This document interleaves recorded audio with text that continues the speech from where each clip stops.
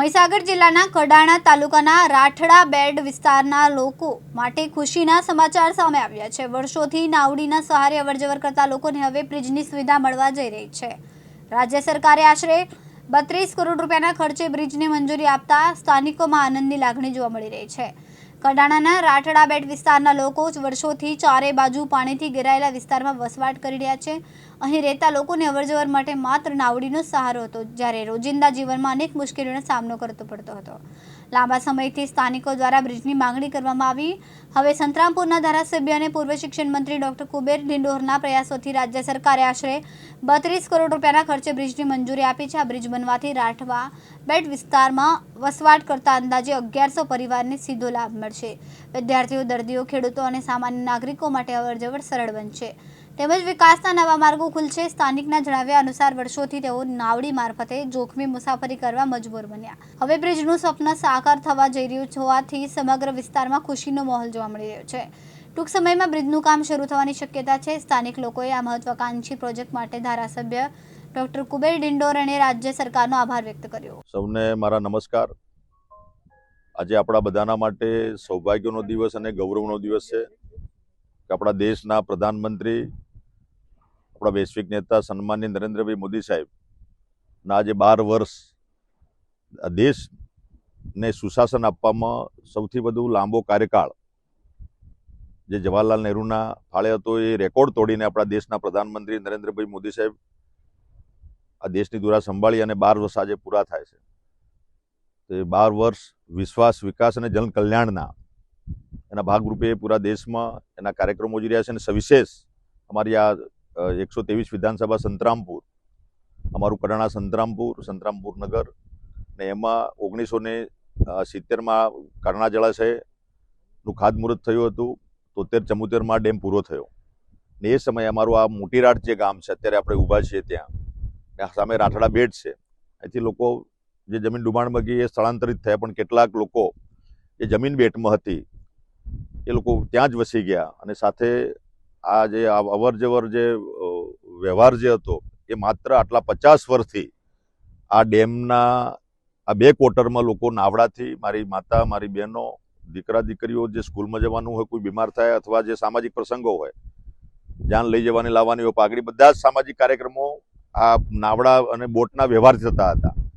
આપણે ધારાસભ્ય બન્યા પછી સન્માનીય આપણી ભારતીય જનતા પાર્ટીનું જે સૂત્ર છે, સૌનો સાથ, સૌનો વિકાસ અને સૌનો પ્રયાસ અને સૌનો વિશ્વાસ, બધા સાથે મળીને જન સુખાકારીના કામો છેવાડાના માનવી સુધી પહોંચે, એના ભાગરૂપે આજે વર્ષોથી આજે રાઠડા બેટમાં અમારા લગભગ 1100 જેટલા પરિવારો છે।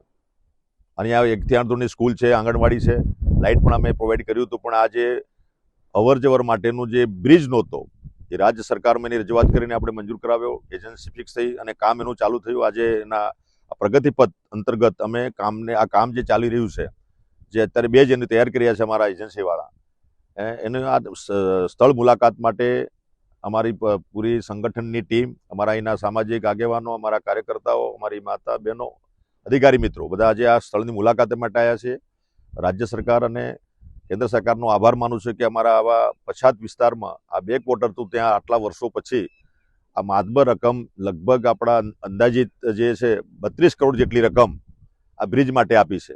અને તેમ છતાં નાની મોટી જે ખૂટતી કડી હશે તો અમારા ભૂપેન્દ્રભાઈ પટેલ સાહેબની ઈચ્છા એવી છે કે ભાઈ જે કંઈ કામ કરવાનું એ ક્વોલિટીવાળું કરો અને ગ્રાન્ટ ઘટત તમે લઈ જાઓ। તો એના માટે આજે અહીંયા માત્ર એજન્સીવાળાને પણ પ્રોબ્લેમ છે, પાણીમાં કામગીરી કરવાની છે। આ પાણી 12 મહિના ચાલે છે, પણ અત્યારે આ 40 ફૂટ જેટલું આ પુરાણ કરીને આજે નીચેની બેજ બનાવીને પછી કામગીરી ચાલુ કરશે અને 2 જ મહિના કામ ચાલવાનું છે। પછી પાણી 419 લેવલે થશે એટલે પાણી ડેમ ભરાય એટલે કામ બંધ રહેશે, પણ 2 મહિના સમયગાળા દરમિયાન આ કામ ચાલુ રહેશે અને ટૂંક સમયમાં 2027-28 સુધીમાં પુલ પૂરો થાય એના માટેના તંત્રના અને એજન્સીવાળાના અમારા બધાના સામૂહિક પ્રયાસો છે। પણ આનંદ એ બાબતનો છે કે આટલા 50 વર્ષોની આઝાદી વીતી ગયા પછી અમારા ભાઈઓ બહેનો જે નાવડામાંથી, બોટમાંથી, હોડીમાંથી જે અવર જવર કરતા હતા એમાંથી મુક્તિ મળશે, એની શરૂઆત મિત્રો થઈ ગઈ છે। અને સાચા અર્થમાં અમારા આદિવાસી સમાજ પણ આજે ભારતીય જનતા પાર્ટી સાથે જોડાયો છે અને વિશ્વાસ છે કે જે કંઈ કામ કરશે ભારતીય જનતા પાર્ટીની સરકાર કરશે અને એ ભાગરૂપે આજે આ કામગીરી ચાલી રહી છે। લોકોને પણ વિશ્વાસ છે, જનતાને પણ વિશ્વાસ છે, પણ તેમ છતાં કેટલાક લોકો આદિવાસી સમાજને ભ્રમિત કરવાનું પણ કામગીરી કરી રહ્યા હોય છે। એમને અમારા યુવાનો આજે જાહેર રીતના જે કામો થઈ રહ્યા છે આખા ગુજરાતમાં અને દેશમાં અને સવિશેષ આદિવાસી સમાજ માટે એનું ઉત્તમ ઉદાહરણ જો કોઈ હોય પૂરા ગુજરાતમાં તો અમારું આ રાઠડા બેટ છે. એ આવીને બધા જુએ. આટલા વર્ષો પછી સરકારો આવીને ગઈ પણ સાચા અર્થમાં આ લોકોની સંવેદના, લોકોની જે વિટંબના હતી, લોકોની જે આપવીતી હતી એ સાંભળીને મેં એક અહીંના પ્રતિનિધિ તરીકે, અહીંના એક ધારાસભ્ય તરીકે સરકારમાં એ રજૂઆત પહોંચાડી. અમારા બધા જ આગેવાનો લઈને અમે પૂર્વ અમારા મુખ્યમંત્રી શ્રી અમારા નીતિનભાઈ અને બધાને મેં મળ્યા હતા. એ વખતે મંજૂરી મળી. અમારા ભૂપેન્દ્રભાઈ પટેલ સાહેબને પૂરી ટીમ, સંગઠન અને સરકાર બધાએ સાથે મળીને અમને આ માતબર બજેટ આપ્યું છે અને આ કામ ચાલુ થયું છે, શરૂ થયું છે. એનો આનંદ છે રાજ્ય સરકારનો અને મારી પાર્ટીનો, અહીં અમારી જનતા વતી, અમારા વડીલો વતી, અમારી માતા બહેનો વતી પાર્ટીનો અને સરકારનો આભાર માનું છું. ધન્યવાદ. આ રાઠડા બેટ અને મોટી રાઠ બેના વચ્ચે આપણે ઊભા છીએ નદીની અંદર, પણ કેટલા વર્ષોથી આ માંગ હતી. સરકારો કેટલી આવીને ગઈ પણ કોઈ સાંભળ્યું નહોતું. પણ અમારા માન્ય શ્રી ધારાસભ્ય જે ડિંડોર સાહેબ આવ્યા અને આ પુલની શરૂઆત થઈ, પણ એક વખત નાનું ટેન્ડર થયું એટલે રિજેક્ટ કરવામાં આવ્યું અને ફરી પણ પાછું રિવાઇઝ કરીને મોકલવામાં આવ્યું. અને અત્યારે જે કામગીરી ચાલી ગઈ છે એ મોટો 32 કરોડ જેવી મારબત રકમ સરકારે આપી અને આ જે કામગીરી કરી છે તે બદલ આ ભાઈ સરકારનો અને માન્ય શ્રી ધારાસભ્ય સાહેબનો ખૂબ ખૂબ આભાર.